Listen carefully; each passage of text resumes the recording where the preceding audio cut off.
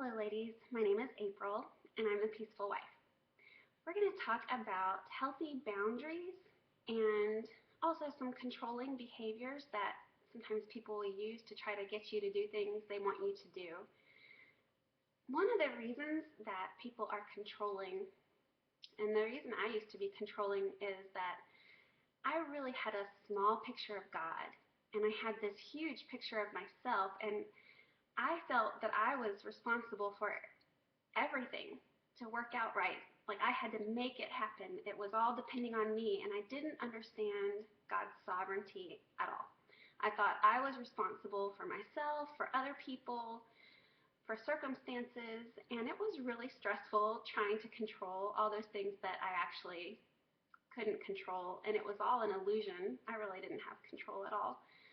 But when people think that they have sovereignty or that they are God basically in their own mind, and we don't consciously think that, but we live like that, as if we have to make everything happen and it all depends on us and we know best and we know what's right and we know how it needs to work out and we're always right, no one else is, and we know better than anybody, then we believe that we have the right and the duty to make people do what we want them to do and to force them to go along with our will. That does not work well at all. So that's why controlling people tend to be disrespectful, because they think that they are actually in charge of so much more than they really are, and they don't see that God is sovereign, so they can't trust God, they trust themselves. I trusted myself, not God. And I didn't rest in His love, and I didn't understand that He would work everything out for my good, and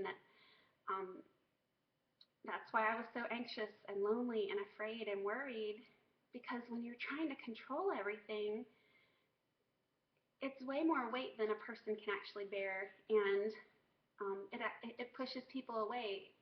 Controlling people end up very lonely because they push everybody away. And you can either have control, like Laura Doyle says, the author of The Surrendered Wife, or you can have intimacy, but as a wife you cannot have both. So you have to choose between trying to have control or having intimacy. Some healthy boundaries that are in healthy relationships would include things like, I am responsible for my spiritual growth, my emotions, my happiness, my decisions, and I face the consequences of my own choices. If I'm unhappy, it's up to me to figure it out. If somebody else is unhappy, it's up to them to decide what they need to do. Also, with healthy boundaries, other people that are grown adults are responsible for their own spiritual growth, their emotions, their happiness, their decisions, and then they face the consequences of their own choices. In healthy families or healthy relationships with good boundaries, it is safe to say how I feel and what I want. And it is also safe for other people to say how they feel and what they want. So not only can I say, I'm upset, I'm angry, I'm sad, I'm lonely, but my husband can also say, I'm upset, I'm lonely, or I don't like the way you just treated me, or he's free to say what he wants to say and to feel his feelings, and I'm not going to hold that against him.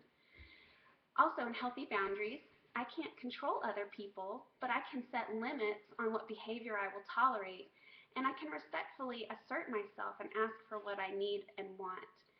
And I can respectfully confront sin by speaking the truth in love, but anytime I'm confronting sin in somebody else, I need to carefully consider Matthew chapter 7, verses 1 through 6, where Jesus says to look at the beam in your own eye before you try to remove the speck from your brother's eye. So when I do confront sin in my husband or somebody else, I need to examine my own life for any sin that offends God and anything that I need to repent of before I go to the other person, and I need to approach them with respect and humility. Unhealthy boundaries, in dysfunctional relationships, the boundaries are blurred, non-existent, or they are backwards. So some of these things can apply And this I'm going to be speaking about in marriage, but it could be any dysfunctional relationship. This is what's going to happen. In a dysfunctional marriage, I would say I am responsible for his happiness. He is responsible for my happiness, and if I'm upset, it's his fault, and he has to fix it. That is dysfunction. That is a sinful way of handling our emotions. I am responsible for his spiritual growth, and he is responsible for my spiritual growth. So that's why I'm going to try to make him come closer to God. I'm going to try to drag him to God. I'm not going to let God deal with him on his own. I'm going to feel like I need to try to force him to come to God.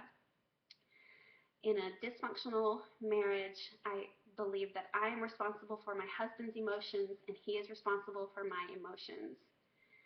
I'm responsible for his decisions. I have to try to rescue him from his decisions because there's no boundaries. Everything is blurred. And he may think he's responsible for my decisions. In a dysfunctional marriage, it is not safe for people to say how they feel or what they want.